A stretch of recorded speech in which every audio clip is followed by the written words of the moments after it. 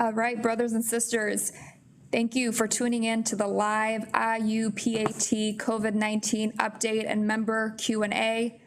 This is Yasmin Zara. I do the mobilization and member engagement work for our union. So we're taking the social distancing thing very seriously. You're just hearing my voice right now. I got with me Jimmy Williams and Britton Lofton, who are part of our government affairs team here at the IU. Folks, this is going to be the first of a series of live updates for our membership as we go through this crisis together. Brothers and sisters, there's a lot of confusion and fear surfacing for workers everywhere in this moment, which is why this is the time for unity, for solidarity, to come together as one union. The time for that is more important than ever. So the purpose of this video is to really just speak directly to our membership. If you've been following us, you know we're utilizing social media heavily in this moment and centering the stories of our members. Towards the end of the slide feed, we'll be doing a member Q&A.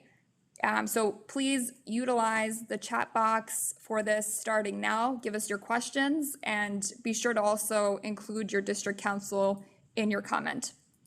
All right, so you guys ready? I'm going to throw it over to Jimmy to get us going.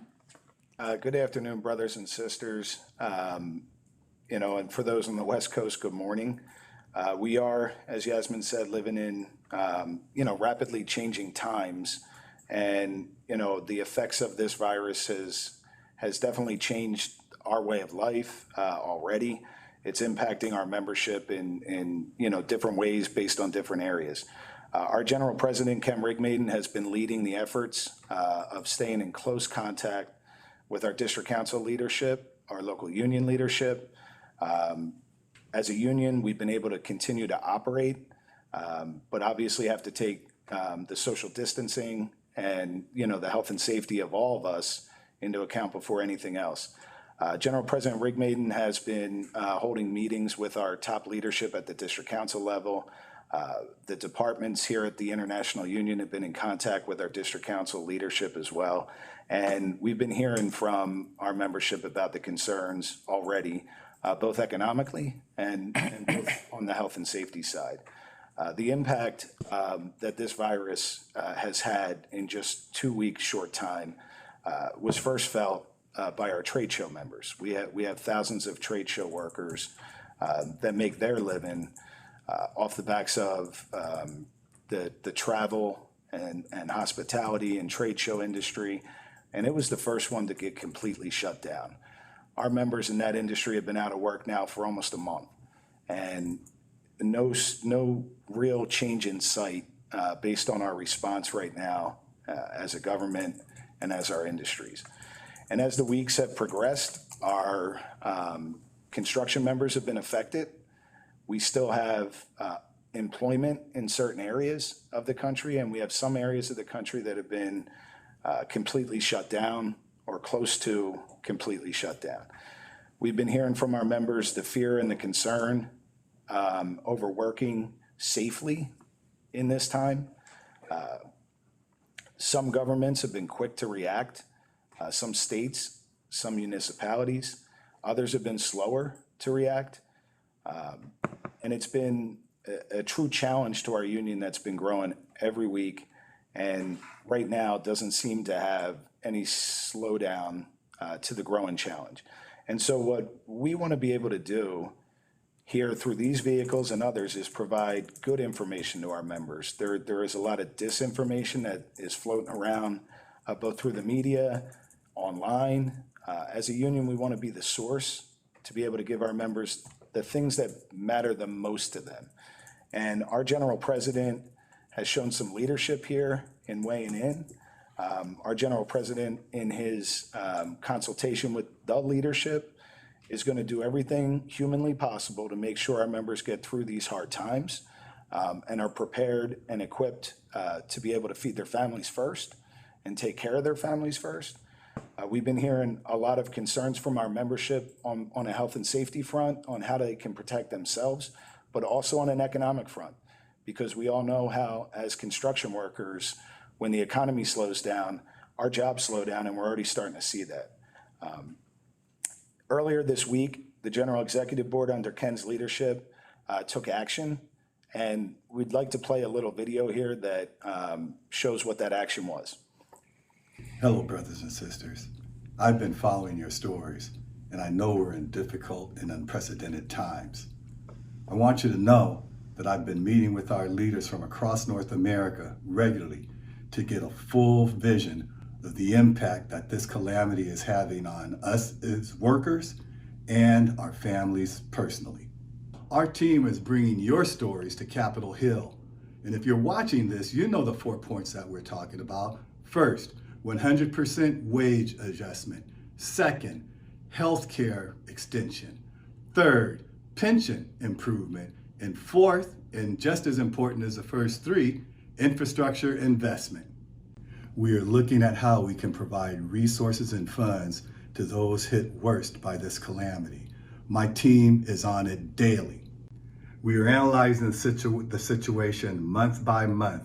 We're looking at the work situation, finances, and legislation, all to provide relief to our district councils, members, and industry.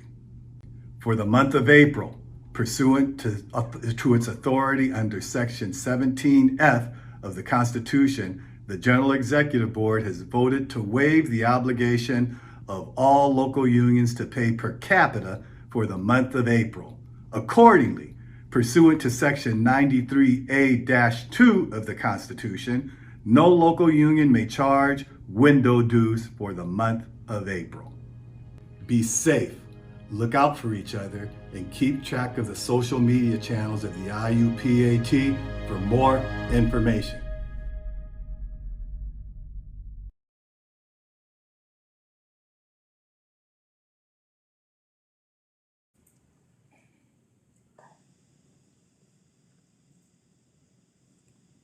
So as you can see, our general president took bold action to immediately address some of our members' immediate concerns.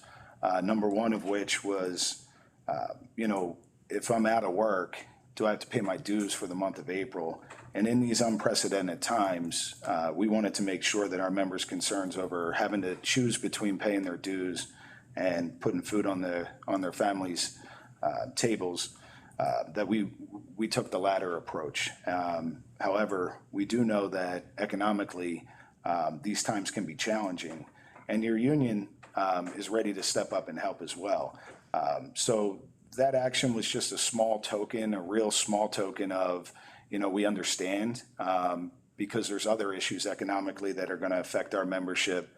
And that's why the points were raised by our general president around what we're fighting for, as the government is reacting very quickly in putting together bills and putting together packages that are designed to help keep our economy rolling and keep our country going through these times.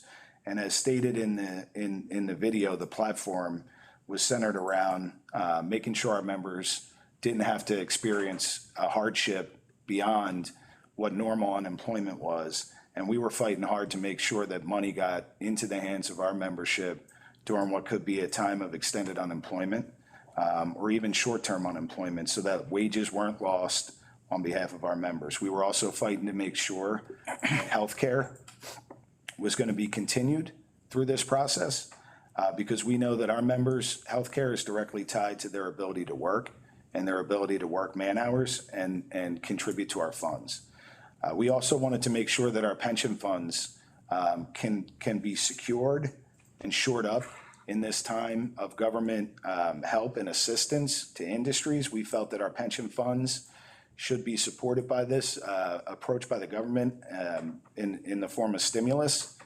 And then we also wanted to make sure we had a plan to put our membership back to work, doing the things that we do best, building critical infrastructure for this country, which is sorely needed and has been talked about now for years with no action from our federal government.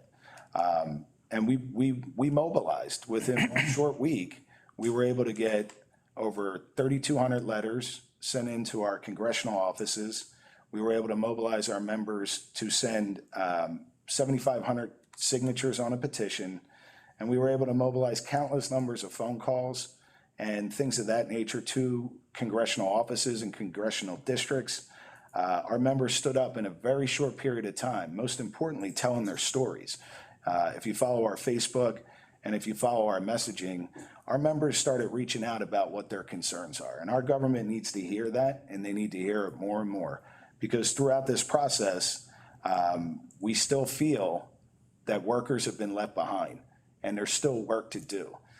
With that, I'm going to turn it over to Britton to talk more about the process that took place this week up on Capitol Hill, so that our members are getting the real information around what really took place in our government's response to the coronavirus.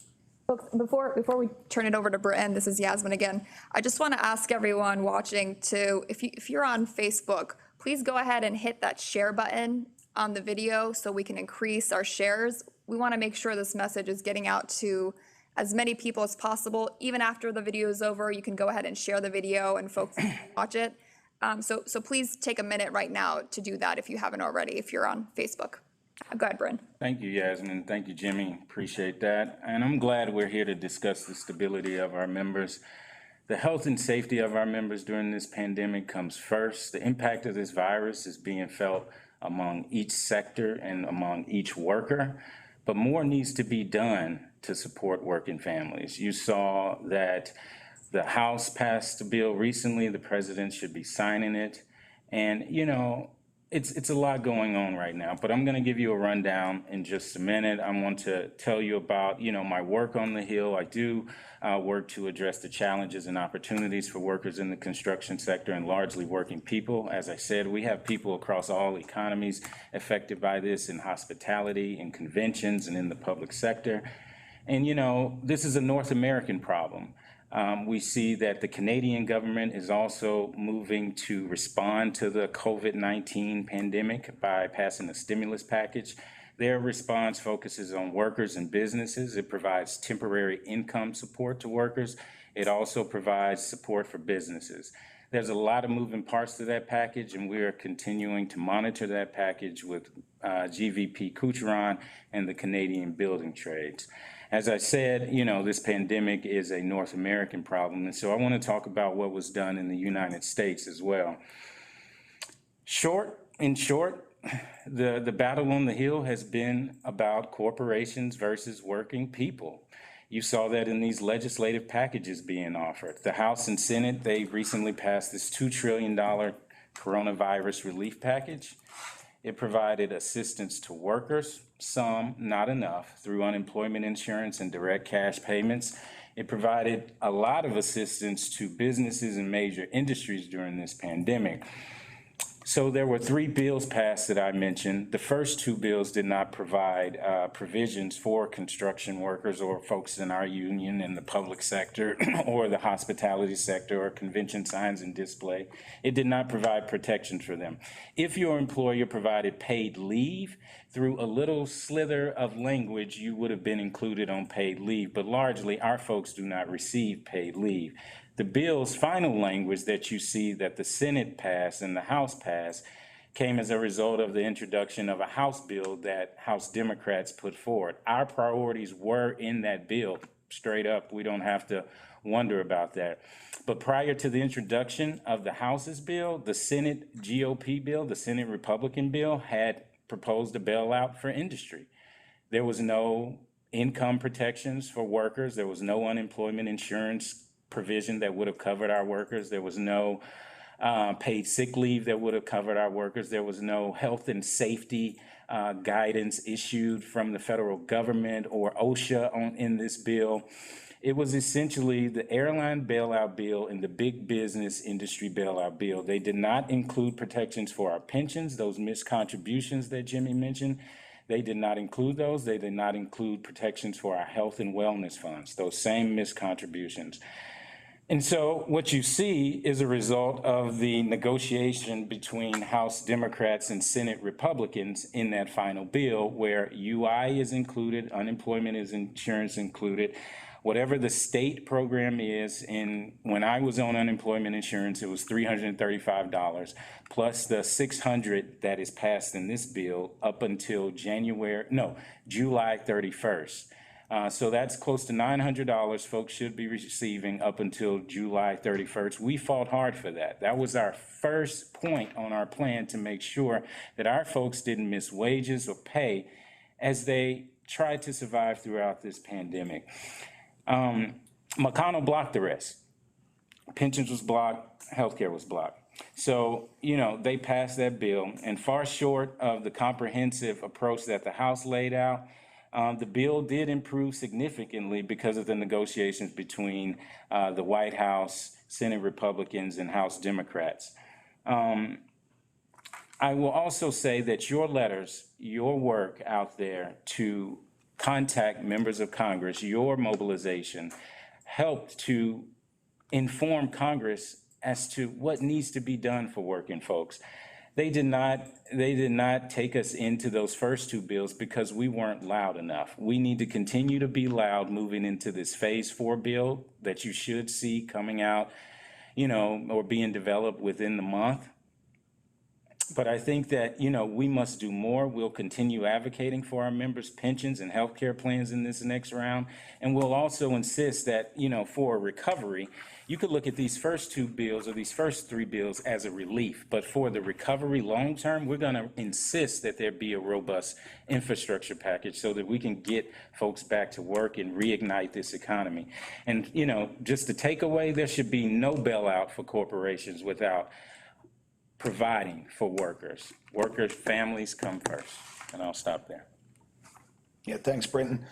I know on the at the hearts and minds of, or at the tip of the tongue of a lot of our membership is what comes next. And, as a union, one of the main things that people do to work union is to have health benefits and have retirement. And the most important thing right now is that we are lobbying and fighting like hell to make sure that our members do not lose health coverage at a time where we're going through what is known as a health crisis.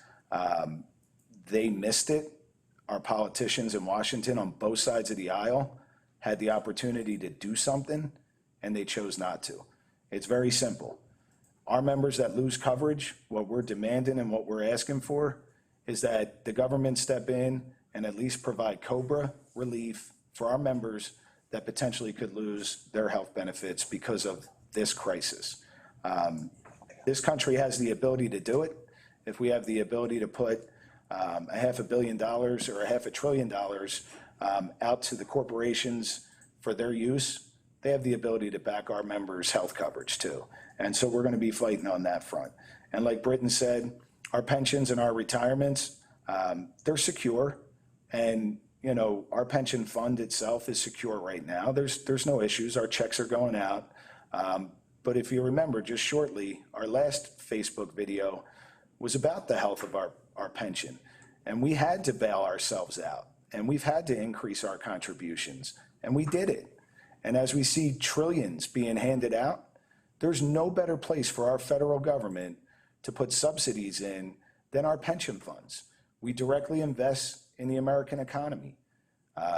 The only difference between us and corporate America is that the returns on those investments come back to you all, come back to our retirees, and they come back to our future retirees. And so we're going to be demanding that next time around the government take into account providing help, relief, but more importantly, investment into our retirement system.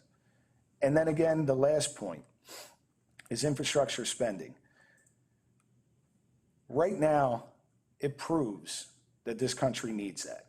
There's not enough medical facilities in this country to deal with what could be the biggest crisis, the biggest health crisis in the country. And our members are standing on the front lines, building those medical facilities, working with cities, states, municipalities to make sure that we have enough hospital beds and enough places for the sick to go.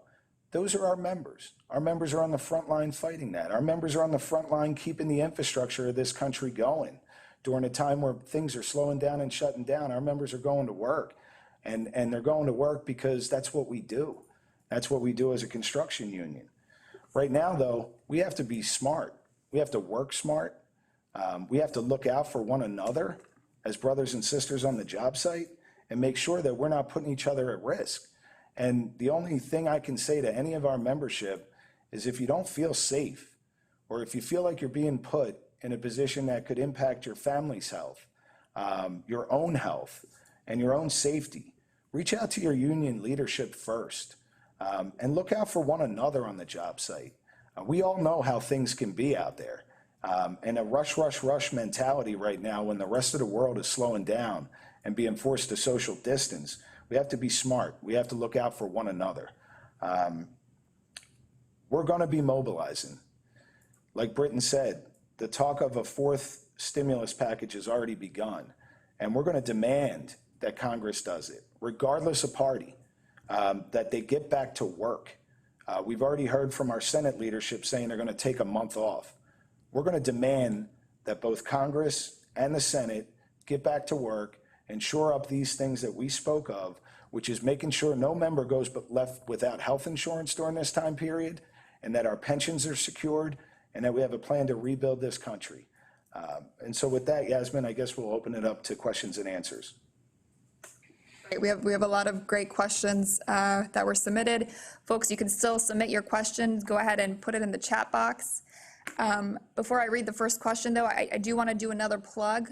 If you're just joining the video, make sure you're giving it a like. And if you're on Facebook, please do click the share button so that other people have a chance to see this video and it increases our visibility. So please take a minute to do that now if you haven't already. All right, so here's our first question.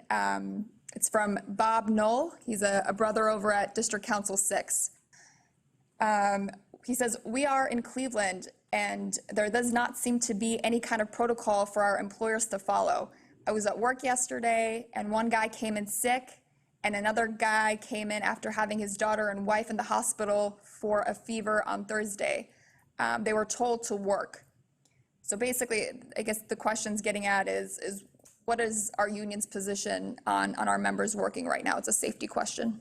Yeah, and it's not the first time we've heard this, and our union leadership at the district council and local union level are dealing with this over and over and over again. Every day these calls are coming into the union leadership, and the response that our union has is, look, we have to work safely.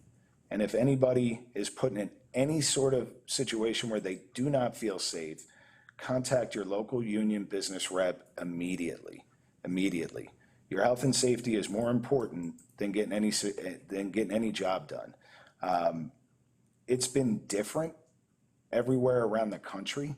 Our brothers and sisters in the state of Pennsylvania are probably experiencing the most unemployment right now because the entire industry for the most part has shut down. Yet in other places of the country, it seems to be business as usual. And that can't work in this time period. So we have to reach out to our business agents immediately so that we can address those concerns, number one.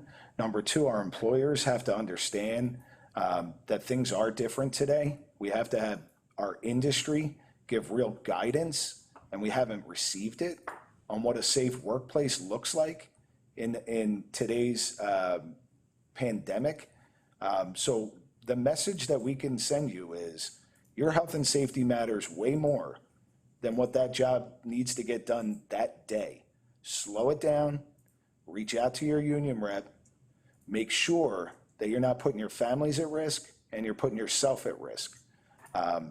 In this time period, the union itself is going to do everything it can to fight and make sure that our government steps up and provides things like the unemployment increase, which could help make decisions easier, like having healthcare coverage extended, like having job site safety be first and foremost in any direction we get from the federal government and our state governments. It's so important that we take our time. It's so important. Great, thanks, Jimmy. So next up, we have a question from our brother Joe Crudo. He asks, should we be worried about our retirement pension? So for folks who've been, following our social media for a bit, we just got done doing a town hall specifically on pensions. So what's the update here, and is there anything to be concerned about, folks? Clearly, we all see the news that goes on in Washington, through the stock market, and we all know the impacts already to a slowing economy, but there's no reason to be fearful of our current pension status. We talked through with our departments, and Tim Maitland, our pension fund administrator, wants to reassure everybody here that not one pension check is at risk. Everybody's still receiving their pension benefits. There's not going to be any short-term risks to anybody's health, to anybody's retirement. So first, let's start with, let's not get worried about our current situation. But clearly, we have to worry about our long-term situation. We've been stuck now since 2008, having to bail out of ourselves from economic crisis, and here we're staring down the barrel of yet another one. And that's why our advocacy is around getting some help and getting some investment from the federal government. Like I said before, if our federal government can put in $500 billion to direct aid to corporations, they certainly can take a look at investing in our pension funds, which in turn would invest in those corporations as well and provide returns to our membership and to our retirement security. But there's no reason to be alarmed right now. But we all, as a union, all of us, are dependent upon our pension funds, and we all know the impacts that a slowdown in the economy can have. But however, right now things are fine as far as the pension fund and operation. But long term, we're going to need some help, and we're going to need our members to tell their stories about their pensions and how much they rely upon them, so that our government officials can finally take into account what our pensions mean for the economy. And Britton, I don't know, you want to add, as far as, we were close, right? We were close. The pension language was in there, on the loan program. We're talking about shoring up our pensions long term, right? In short term, like Jimmy said, we're strong. But to make sure that we aren't hit with stock market fluctuations much and where it affects our pensions, we want to make sure that there is more than the PBGC there and funds there to provide for pensions long term. And that's why we were supporting the Butch-Lewis Act. It was a loan program out of the Treasury Department. I think the first number that they put forward was $10 billion. We want them to put forward a $50 billion loan program. If they can give bailouts at $58 billion to the airline sector, then they can provide for loans to our pension funds to shore them up long term. And we also need to consider, or we also need to be advocating long term in pensions, the loophole that allows employers to skirt their responsibilities with relating to bankruptcy. We can't skirt our responsibilities when we file bankruptcy. We can, but it would take us forever. But for them, they can simply file bankruptcy and absolve themselves of their responsibility. And we need to do something about that. Great, thanks, guys. So next up, we have a sister from DC 21, Meredith Charlie Steinberg. She asks, what will happen to families and welfare benefits if I do not have enough hours to cover the October 20th, April 21st benefit period? So this is a question around healthcare coverage, and we've been getting a lot of questions around healthcare. This is a serious issue. It's real. The fear of losing your healthcare coverage is on the minds of everyone. So let's answer her question specifically, but also let's talk about a lot of folks have been asking us, why can't the union itself provide healthcare coverage for our members during this time? Why can't the union extend healthcare coverage to our members? Let's also talk about that in the topic of healthcare coverage.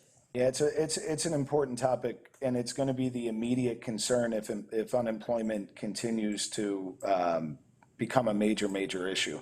And we got to understand how our health funds operate. They operate based on income. They operate based on hours. They operate based on money. And that money that you contribute while you're working is what allows our health funds to purchase insurance on your behalf. And it would be phenomenal if we had enough money to be able to say, hey, let's pump money into ourselves. The problem is when our membership doesn't work, the money doesn't come into the funds. It's very simple. And that's why we have things like eligibility rules at the local level. And we know that a lot of our members may have worked enough to be eligible right now. Our fear is that if we're not working long-term, that our members are going to lose that coverage. And again, that's why we're advocating for the federal government to step in and make sure that they provide relief to our funds and to our members' benefits so that they don't lose coverage or have to go out onto the open market and try to buy their own health coverage at a time where they're also living on unemployment and at a time where they have to choose which bills to pay at home. And again, Britton, I'm going to turn it to you. It was in the bill that the House passed, and it didn't make it to the end of the day. We need to do more education. I think sometimes people do not understand how our members' health care plans work or how our pensions work, and that it is an economy within itself, and we need to consider bringing that in we got to bring it in the phase 4 bill. I mean, we got to be on the Hill talking to people, educating them about how our plans work, what they cover, the families that are involved, and the impact that it will have on our funds should they be allowed to fail. So I think it's a matter of insisting, putting it forward in front of them, and if they have any further questions, you can also relay them back to us. But we must make sure that our elected officials understand how our healthcare funds work. They're bailing out in this bill. They also provide for what they're calling their Marshall Plan, which is a cash infusion to Medicare and Medicaid to cover some of these COVID-19 type medical situations. But that same sort of effort to provide for a whole group of millions of people exist on our side too, right? We have 20 million people in multi-employer healthcare funds, and to allow those 20 millions to go without healthcare would be tragedy. Absolutely. Thanks so much, Meredith, for the question. We have another sister here from DC 16, Sarah Elizabeth Skidmore.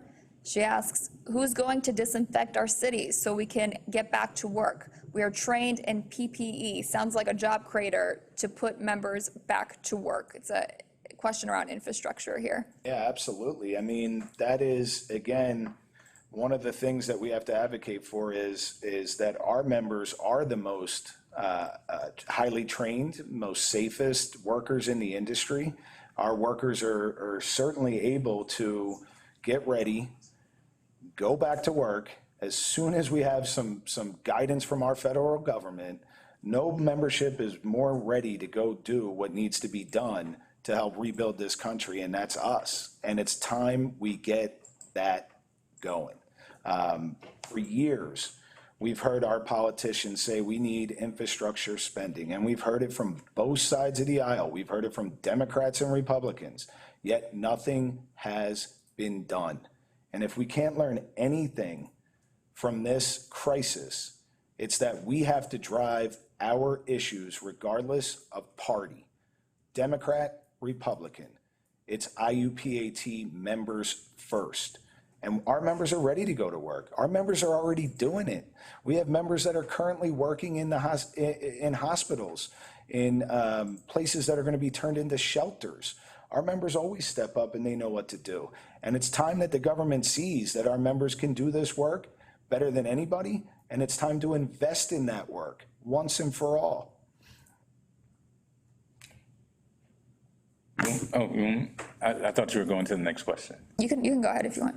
Well, I spoke about the House Democrats and the Senate bill that the president signed, including what they call their public health care Marshall Plan, which provides, a cash infusion into hospitals and hospital infrastructure and Medicaid and Medicare. We gotta, stay tuned on the details and stay in on the details on that, but that's a lot of funds that are gonna be used to bring our healthcare facilities up to par. Absolutely. And folks, this is why we are putting pressure on Congress, and they need to hear from you, right? This union is made up of its members, and they need to understand what our folks are facing, because a lot of them have no idea. They're so disconnected from the working class. That's why our members are being put front and center throughout all of this. Your stories we've been sharing for the last several days, and we're going to keep doing that. All right, next up, we have a question from our brother from DC7, Andrew Buck. He asks, when could we receive our stimulus check in hand? When will the extra $600 a week unemployment benefits be available? So the $600 is on top of the state benefit. So question around stimulus money. Brain, I'll give you this one. So the Secretary Mnuchin says that the checks will be out in 3 weeks. It's a direct cash assistance payment, $1,200 if you're under $75,000, and it reduces $5 for every $100 you go up to $99,000. I think it's $118 for a head of household to receive the money. You would also receive money for you and your spouse. And there would also be a $500 check per child. Again, Secretary Mnuchin has said that will go out in 3 weeks. The other piece of the question is directed at unemployment insurance benefits. It's the extra $600 a week. When will that be available? It's whenever your state signs an agreement with the federal government waiving all of their preconditionary language around receiving unemployment insurance. Like they're waiving the steal week or the dead week. They need to waive all conditions looking for work. So different pieces like that as it relates to unemployment and making it so folks are able to survive in this socially distanced environment that we're in. Yeah, and to that point, that's why it's so important to be in touch with your district council leadership and your local union leadership to help you walk through each state's different provisions, because the federal government's throwing the money to the states, and the states better move fast because that money is needed for everybody who is out of work. The system itself in certain states have been overwhelmed. 3.3 million people in 1 week. This country has never experienced that. And it's time, for us to make sure that we're in that system as well. And any concerns anyone has, make sure they work it through with their local leadership with that. Great, thanks, guys. So DC9, we got Jeff Albert. Sorry if I messed up your last name there. I work in New York City. My company is not closing down. I do not want to be out exposing myself and bringing home potentially the virus to my son who has respiratory issues. Can I leave my job and still collect unemployment? It's a great question. It's one we've heard over and over and over again. And listen, any employer who denies our members unemployment during a time like this, they got to get their heads checked. And we got to hold them accountable on that. If our members feel unsafe working in a time like this and would rather ask for a layoff or take unemployment, any contractor who would deny our members that right now, contact your local union leader, contact your district council rep. It's just wrong. I would strongly suggest that you speak to your business rep before you take action on your own. However, anybody who does that in this day and age right now, we need to be aware of that because it's just wrong. Our members should have the ability to work on safe job sites and should not be put in an environment like that. That's why we are union. That's why we chose to be in a union, is so that we can address things like that in a productive way. So there's a couple questions coming in around union dues. I'm just going to read them all to you, and y'all can take it from there. So Steve Inca, Glazer with Local 1087. My question is, will union dues, will they still have to be paid during this crisis for the year? We also have another one. He also asked, is money going to be deducted from our vacation checks for union dues this year? So maybe if we could just speak generally about what's the update on union dues. We know our GP, Ken Rigmaiden, gave an update earlier through video, initiating a freeze in April, but what's the future hold, guys? Yeah, and there's been some confusion we've seen already too with questions related to dues.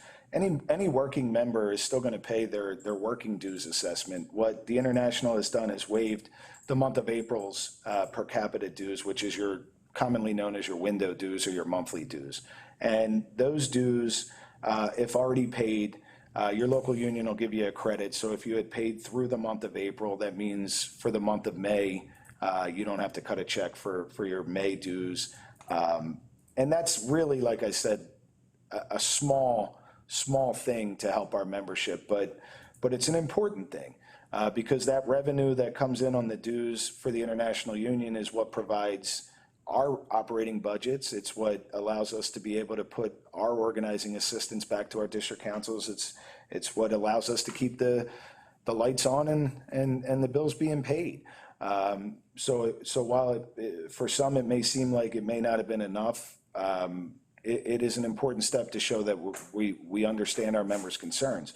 Going forward, it's going to be looked at on a month-to-month basis. We don't know how long the unemployment situation could last. We don't know how long this health and safety pandemic could last.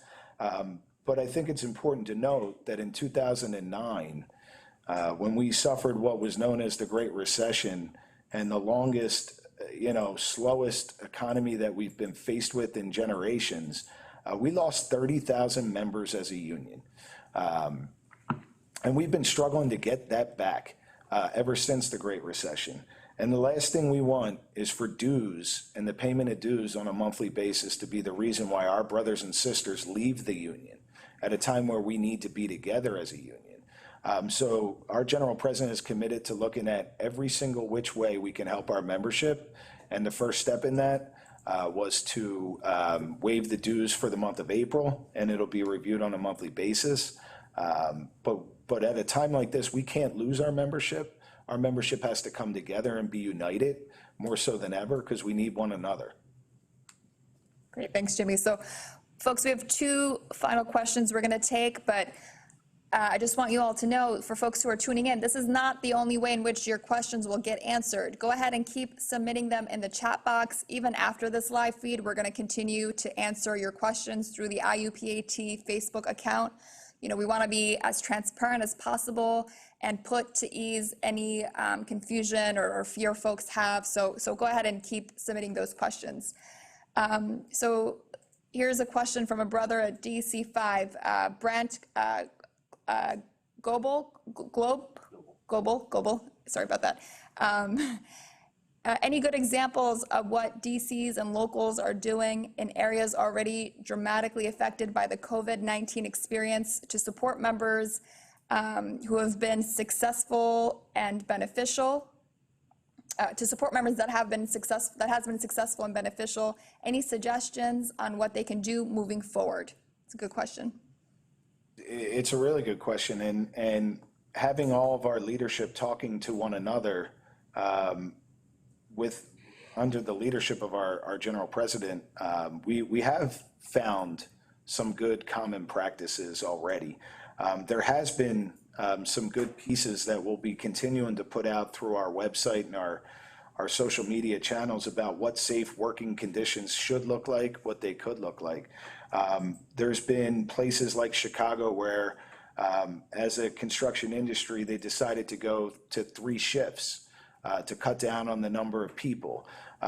So the job sites have been, socially distancing effectively. There's been common area things on the job sites to make sure that our members are safe and putting, disinfectants on the job sites. Some areas we've seen where before anybody enters the site, they have to be checked to make sure they're not showing any symptoms of the virus. That information is getting shared on a regular basis with our business managers, with our directors, with our training directors, and there's going to be more and more information being put out. Just being straight and honest, nobody was prepared for this. And let's just be real about it. The construction industry did not have a preparation plan for it. And so we're working really, really hard on making sure that, number one, the safety is dealt with, but number two, we can now create a job site that is safe to be put back to work as well. And I don't think there is a great answer to give. There's no common, like, here's what you have to do. It's being developed as we speak. And it's being developed by your leadership, talking to one another, making sure that best practices are shared and that we can be the answer to the problem as opposed to having somebody else set our course for us. And we're working on that stuff. Anton Rusing, our training director, is putting together best practice materials. There's classes already on how to respond to COVID-19, both as a member and as an industry, and we'll be putting those things out in the next couple days, weeks, and months as we deal with this crisis. I know, Yasmin, you said it was the last question, but there was also one that we looked at here, and it's an important one. One of the pieces that was in the stimulus package was for non-pension fund retirement accounts like annuity funds and 401ks, the federal government did waive the 10% penalty for hardship withdrawals. And that's good. It's a good step for members to access their annuity funds. The Board of Trustees for the International's Annuity Fund has taken action to put together a new hardship provision for COVID-19, and they will be putting out information on the IUPAT's website, and that should be coming up in the next couple days. But the government did take action to waive a 10% penalty on annuity withdrawals, and our Board of Trustees has already taken action so members can access some monies during this time of hardship. There's also local unions that have been doing things like freeing up vacation monies and district councils that have been doing so to make sure that our members have access to quicker cash and tap into some of the things that have been put aside for rainy days because it is starting to rain. And that's some of the feedback that we've been getting and some of the great work that our district councils have been doing in also quickly responding to try to do what we can to help our members in this time. Great, thanks, Jimmy. So this is actually, for real, the last question. Oh. One more, it's a good one to end on, I think. It's from a sister at DC 21. You guys might recognize her on MSNBC. She just did a segment recently, Susie Person. Thank you, sister, for being so public with your story and being willing to share. Folks, you can look through our social media feed. We posted clips of her interview on both Facebook, Twitter, and Instagram, I believe. She asks, with worker frailty across the board for both union and non-union workers, do you see this as a potential opportunity to take organizing efforts to another level? Absolutely. There's no doubt that our members are dealing with a real crisis and a hardship.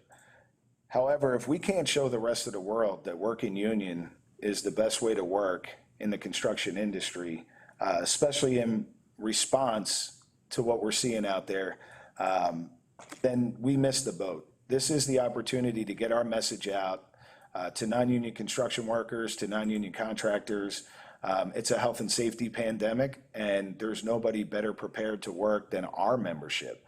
And it's a great opportunity to also extend real information to the non-union workforce. Those that don't have access to our health benefits, those that don't have access to the way of work, the way we work. And now's that moment to be able to do it, to show the rest of the workforce that being union is the right way to go. And that there's nobody else advocating on their behalf. A lot of the work that Britain did and that our government affairs folks and our leadership at the local level has also turned into benefits for the non-union workforce. But it's because of the way we access and advocate and push on behalf of our industry. So it is the opportunity for us to extend that to the rest of the construction workforce who are dealing with the same exact issues that we're dealing with right now, only probably worse because they didn't have the opportunity to work union and under our collective bargaining agreements. It's the time to come together, not only as a union, it's the time to come together as an industry. We all know we can stand side by side with a brother electrician, a brother plumber right now, because we're all unified in the building trades to be pushing these issues. It's that time for union solidarity. It's that time to come together. If we don't, we're going to get left behind. Can I add? It's also, I agree with everything Jim said, and particularly on the Hill, it's time to build power. I feel like, we have an opportunity here, many different windows of opportunity where we can insert our issues into the conversation, and by standing in unity with our brothers and sisters from other unions, we can build some real power. But it's not going to get done if we're not doing those things that we need to do locally to make sure that we are safe and healthy, and also making sure that the people who represent us know our concerns. Great, thanks guys so much. Folks, as I already mentioned, I'm just going to repeat it again. This is not the only avenue, this live feed is not the only avenue to get your questions answered. Obviously, you have resources at the local level, but also continue to submit your questions on this video. Even after it's done, we're going to keep answering them through the IUPAT social media accounts. So, brothers and sisters, these are weird as hell times, and we will need to be connected to one another more than ever. The situation is rapidly changing moment by moment, and we will continue to keep members informed using everything that we have available in our power. The IUPAT, we fight for working people everywhere. Even in a time of crisis, we will never stop fighting for the working class. Keep checking our social media, stay connected and engaged, and come to your union for the real information as we get through this together. Stay safe and look out for one another. Show your brothers and sisters what working class solidarity looks like. When you're in a union, you are never alone. Thank you so much for tuning in, and we'll check in with you soon. Take care.